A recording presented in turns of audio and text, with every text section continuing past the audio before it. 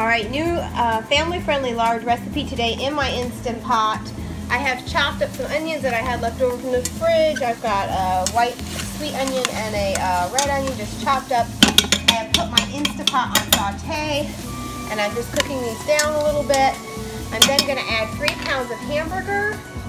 I got this a little over 5 pounds at Aldi's yesterday, so we'll put 3 pounds in and bag this up for a different meal.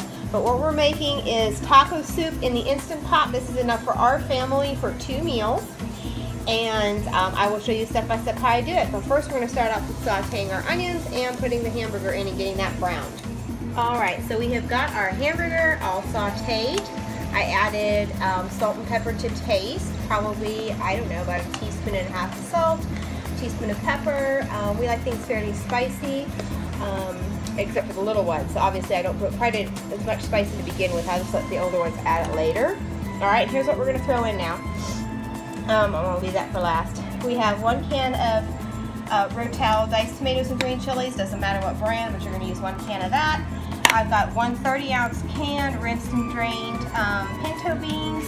I don't suppose you have to rinse and drain them. I just try to remove excess salt and everything from the canned goods. So I've got a 30-ounce can of pinto beans, 1 can of regular diced tomatoes, and with the exception of these 2, all of these are from Aldi's. Well, this is from Costco. But pinto beans, plain diced tomatoes. Be careful when you buy these at Aldi's. I wound up with a couple that have Italian seasonings. I can still use them, but you just want the plain ones for this. And 1 can of black beans. We love black beans. They just give a nicer texture and a slightly sweeter flavor, I think, than just all pinto beans. Then I have my taco seasoning that I got at Costco. You'd see that in my last Costco video. And we're going to use that. And a packet of ranch seasoning mix. I did not use a ranch seasoning mix the last time I made this, but I've seen recipes with it. And so we're going to try that. So first what we're going to add is we're going to add our ranch seasoning mix. And we're going to add at least 3 tablespoons of the taco seasoning mix, and possibly more. I'll let you know as I go. I want it to have a strong taco flavor. I just don't want it to be kind of like this giant soup. I want it to actually strongly be taco-y enough that you want to put your cheese or lettuce or sour cream on top of the soup after it's done. So give me a minute and we'll get back to that.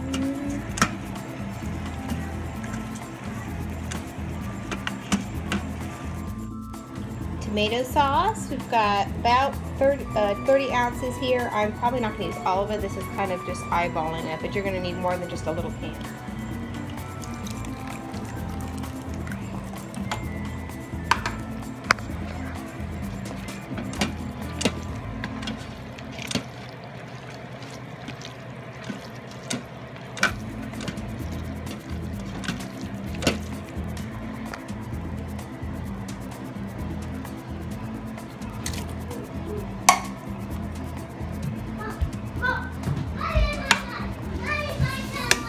Yes, kids in the background.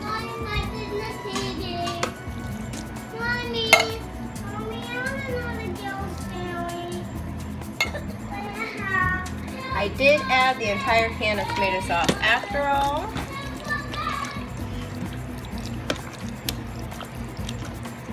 Next, I'm going to add 2 cups of water and put it on setting. Now I'm going to cook it now. It's only about 2 o'clock, but I have to go to town.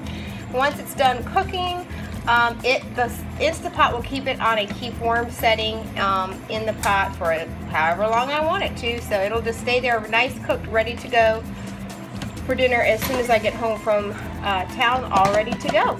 So let me get the water in and I'll show you how I set the Instant Pot.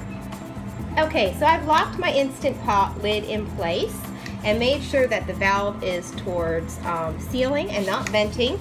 You can use the soup setting on here, or you can use the manual setting. I just normally use manual, no particular reason. You could probably also use the bean and chili if you wanted to. And so when I pressed manual, you didn't see this, I can show you this again. Hold on. Cancel. When I press manual, it will automatically start itself for the time I used last. And last time I used this was for taco soup. Then I just leave it alone. It's going to build up pressure. Once it hits pressure, it will then cook for 10 minutes and count down. and then it will slowly self-vent, and it will start keeping a timer for how long it's kept the soup warm. So once it's done and it's vented itself, I will check for taste, add more seasonings as needed. It will be ready to go. We get 2 meals out of this one, and it freezes well. So you can go ahead and bag up whatever you don't use, put it in a freezer bag or freezer container, mark it with the date. And then when you go to do it, put it back in your Instant Pot with some extra water, because you do need water for the pressure cooker function to work. And do it for another 10 minutes, and voila, you have another meal. So this works really, really good for us. It's yummy, and I'll show you what it looks like when it's done. Okay, so the Instant Pot's done. It's been done for a few minutes. You can see it's been on for 5 minutes, and it's already self-vented. So I'm gonna take the lid off and see what we've got the inside. Oh boy. See, it's cooked those tomatoes down.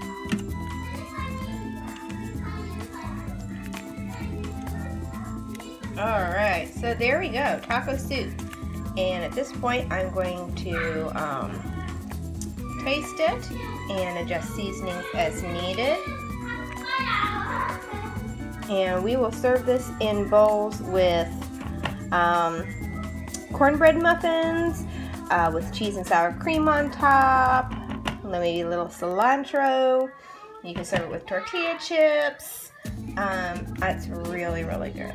Really good. So there we go, about 15 minutes of prep and 10 minutes in the Instant Pot, and we are all done. So I realized after I cooked this that I forgot to add an ingredient, so I went ahead and cooked it, and then afterwards I got out a bag of frozen sweet corn, just a regular 1 pound bag, and put that in there, and that just really adds a sweetness and a nice crunch to the soup. So that was something I forgot to show you earlier, but it is part of the recipe, and just heats it thoroughly in just a few minutes with the other soup ingredients. So no big deal, not a big mistake, but I wanted to let you know, as you can see, we've already eaten and we still have plenty left for tomorrow.